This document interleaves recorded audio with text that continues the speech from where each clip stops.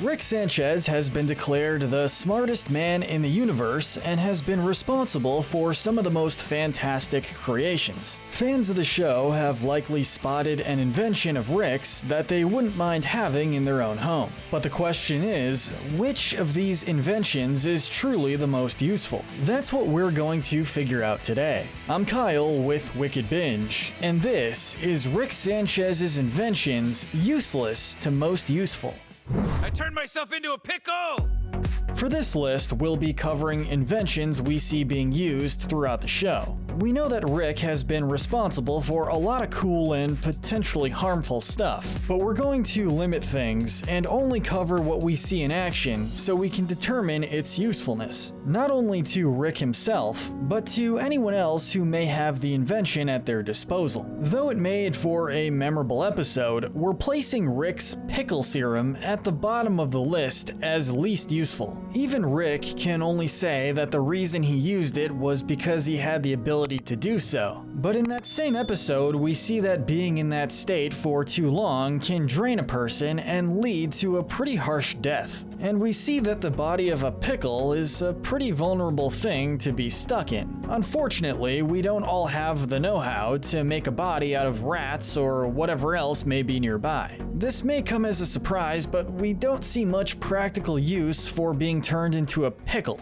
Unless it's some weird prank or a way to get someone to feel better about cannibalism in a desperate situation of survival, maybe? We see Rick get batted around by a neighborhood cat like a ball of yarn, almost dry up to death in the sun, and only being able to be cured by a different serum. Which, as we witness when Beth takes it to therapy with her, the second vial does little good if you can't reach it in time before your body begins eroding away. Really, this is probably the most useless invention from a practicality standpoint. Next up, we have the love pheromone. While this sounds like something that would be fun to have around on paper, we have to say that this creation did way more harm than good, with Rick and Morty having to leave their dimension for another one simply because the pheromone couldn't take on the flu. Probably for the best though, since the pheromone was pretty unstable to start with, leading to anyone around it becoming irrational and animalistic. But then again, that was sort of the point. Personally, we would suggest maybe building up confidence the normal way and asking someone out the non-crazy way.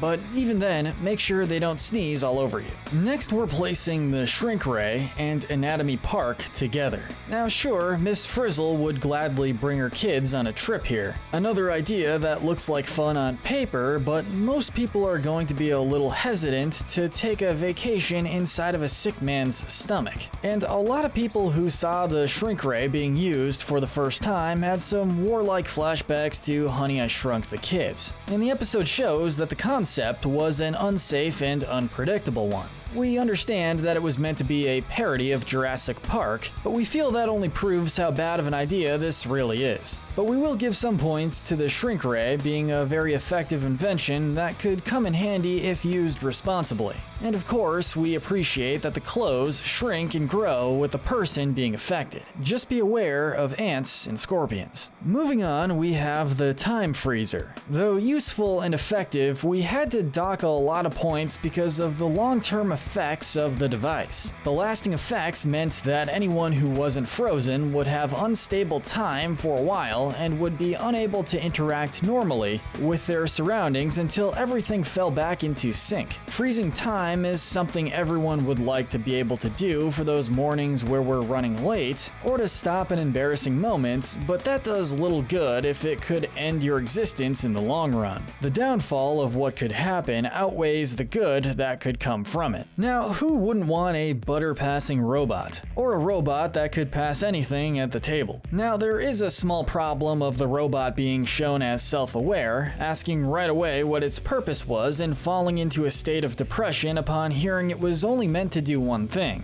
pass the butter. A great gift to that courteous friend who knows how to say please and thank you, but give this robot to every Karen and soon we'll have a mini robot uprising on our hands. This was a tough one to place, but we decided to have the android family members next. You could tell that this was a lazy diversion method that still had some kinks to work out. We see the androids with various flaws, such as glitching when speaking and trying to fight for their own consciousness. Unlike many other androids we see in sci-fi pieces, these ones are easily subdued with coding and could be fixed up to be superior work if Rick had the time or motivation to improve them. They're an impressive collection of machinery, but they aren't without their flaws. Maybe as the show continues, we'll see them improve in quality and be able to rank them higher, but if we do, hopefully no one else dies in the spaghetti. Next up we have the Curse Remover. We had to give this one kind of a low ranking. Sure, it's effective and it was a great in-your-face to the devil, but really, how many curses does a person come across in their lifetime? Only someone like Rick would be able to benefit off of a device like this. Or maybe Sam and Dean Winchester too, but that's about it. Still, should you have your own little Annabelle doll running around, this invention will help you reclaim your life in a safe and non-compromising manner. Next up is every couch potato's dream, the Interdimensional Cable Box. On the one hand, it would have been a nice device to have during the quarantine, always having a new show to watch from another planet or another reality. But it does come with the downfall of dealing with the protests that would likely come from all the people out there that want full control over what is presented on TV and media in general. We're not saying that monitoring content is a bad thing. After all, everyone has their own standards for what is appropriate, and Rick himself even points out that every planet and reality has their own rating system that can be applied to the same piece of media differently. It's one of those items to be purchased with caution. Up next is the Timeline Viewer, a way of seeing into alternate realities. Its main function is to show people what their life could have been like. Rick himself even states that the device is more harm than good, making people fixate on something useless. When it's used by Summer, Beth, and Jerry, it leads to a lot of conflict and self-loathing. While it's natural to be curious about how things could have turned out if you had made some different choices in life, Rick is right that it ultimately didn't matter since you're still stuck having to live out the path you were on. That may be cynical, but it's a good way to tell people they're better off living in the moment and making the best out of what they have. It wouldn't be a complete list without Froopy Land. This is something that likely everyone has wanted at some point, be it for their children, their siblings, or themselves. The idea of a place where nothing can hurt you seems pretty good on the surface, but it did come with the fatal flaw of the person being unable to escape without the chalk-like piece used to make the doorway. As seen with Tommy, the land is not meant for long-term use. Should a person be trapped in there, it's pretty much set that they're doomed. We do give some credit for it being a great play area for kids, but we have to dock points for the potential to be a dangerous situation for anyone forgotten there. Taking the next spot is the Dream Inceptor. So long as you don't run into someone with a strong control of their subconscious, it seems like a safe device. There would be a lot of conflict between whether it was right to enter a person's dreams or not, and this question is even tackled in other shows such as American Dad. But we can't deny how useful this would be for anyone overcoming trauma or repeated nightmares. Plus, it would be a fun thing to have around if you wanted to bring someone into your head. It is said that no two people dream exactly alike. We definitely can't forget about the Mr. Meeseeks box. Mr. Meeseeks is a useful creature. He's insightful, as seen with Beth, and is always eager to lend a hand. But the episode in which we see these beings is a rather stressful one. As Rick explains, the Meeseeks are only able to handle simple tasks. When given something too difficult, they last longer than they should and slowly descend into a state of irritability before becoming downright murderous. Mr. Meeseeks is great for those simple chores that everyone likes to put off, like mopping or changing oil, but beware of anything too intense for this guy to handle. We can't help but mention the anti-strangle mesh and the crotch protector together. Now, we know some people are going to be a little confused as to why these even made it onto the list and why they rank so high. We only see each of these devices for a short amount of time, with the mesh being used during the conflict with the Vindicators, and the crotch protector being confused over who to help between Healthy Rick and Toxic Rick. Admittedly, these devices only really come in handy if you're confrontational or impulsive like Rick is, but there's no denying that these are also some impressive safety measures to have at one's disposal. One of the first inventions we see in the show, we have the grappling shoes next. A great device to have so long as you remember to turn them on. They don't pop up a lot in the show like likely due to the presence of the portal gun, but they make for impressive getaways. And they would be a great tool for anyone interested in starting parkour, but a little nervous about falling and breaking their bones. In a world without portal guns that can get you out of a bad situation with a simple jump into the next reality, these shoes are able to help anyone regardless of age or ability. And with the winter months here, it's hard to deny that they would be useful on the icy sidewalks or roads. Maybe they'll make a reappearance in future episodes. Next up is the Multiverse Battery, or as it's known by its other title, Slavery with Extra Steps. The gadget is a complex one, which should come as no surprise since it powers the space cruiser that is shown to be capable of a lot of different tasks and safety features. While there is a moral issue at play, even in the show itself, you can't argue with how effective this battery is. It generates a lot of power and has the potential to be of a lot of use to large cities and help a lot of struggling homes. But on the other hand, it manages all of that while still being a home to countless other struggling citizens who are just trying to do what they can to not only survive, but thrive. As we said, a moral dilemma. Moving on to Hologram Rick. Rick is good at making things that are self-aware, but Hologram Rick was on another level. He had a sense of right and wrong that far surpassed the actual Rick's, even if it did come off as annoying and preachy at times, with the hologram insisting to not be discriminated against just because he didn't have an actual body. But there is a lot that could come as a result of this invention. Hologram Rick is able to strategize, play on a person's sympathy, hold conversation, and dips in and out of existence as he pleases. The tech could be modified to help a lot of people in various ways, such as being used for added security, being used as a living will for those laid to rest, or just be used as company to those in the hospital. While we met this invention under pretty depressing circumstances, it would be nice to see a reappearance of Hologram Rick in future episodes, to see him utilized as more than just something to make Morty feel guilty about putting back reviving Rick. We're placing Project Phoenix and rejuvenation together since they go hand in hand. They are also a part of the Hologram Rick story to an extent, but we felt it was better suited to place them apart from the hologram. As we've stated in an earlier listing, Rick is one of the most confrontational and impulsive people in all of animation. He leaps in head first, and that can result in him being met with fatal consequences. But Rick is one of those people who doesn't like to lose, even if it's to the Grim Reaper. All traumatic death of possible clones aside, this was an ambitious project to tackle. The use of cloning has been long debated, with many pros and cons to the practice being argued.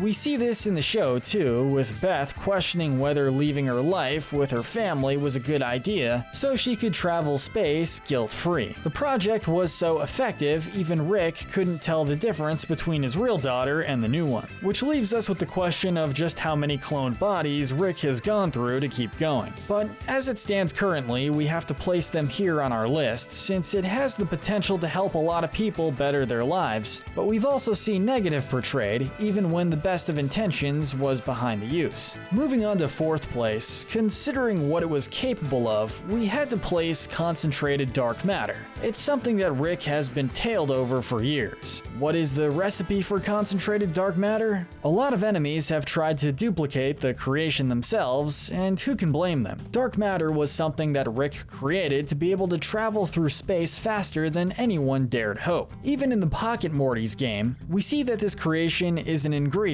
in other outlandish inventions that Rick has in his arsenal. This would be sought after by countless organizations, and not just here on Earth. You've no doubt heard in history class about the great space race that took place to see who would reach the moon first. Having something that could fling someone across the galaxy in an amount of time that would save on money, supplies, and staff would no doubt be something that everyone would want to claim first if it did in fact exist in that manner in our reality. And that isn't even taking into account all the other things Rick has found that can utilize concentrated dark matter to make them more effective or powerful. Taking the bronze medal is robot limbs. This invention is another point to bring up when discussing how reckless Rick can be when on his adventures. We won't ask why he felt it necessary to make it so he could have new robotic limbs pop out every time he lost an arm or leg, but we can't deny how beneficial this is. Prosthetics are still being adapted and customized to assist countless people who were either born without limbs or those who lost a limb through a tragic accident. We rank this invention higher since it not only aids in a person's mobility, but can also ease the trauma of a drastic change and helps improve quality of life. Not to mention the fact that it all comes from a small device that is left dormant in the body, leaping into action once there is a need for it. That is nothing short of impressive, and we see numerous times where Rick has made the most of this gadget. Coming in second place is the Space Cruiser. It's hard not to place this vehicle so high on the list. Though it is made of trash Rick found, it's advanced and is shown to be ahead of the game not only when it comes to travel, but when it comes to people. We see during the ship's time protecting Summer that it takes the order to protect the teen very seriously. It's a good thing this vehicle has a sense of loyalty because the methods it used, resorting to emotional manipulation, were ruthless. On top of that, the ship holds a very in-depth database on the different dimensions and their regulations, helping the driver stay safe, as we saw from her use of creating a treaty with the spiders. And although made of scrap metal and spare parts, it still holds up to the brutal conditions of space travel.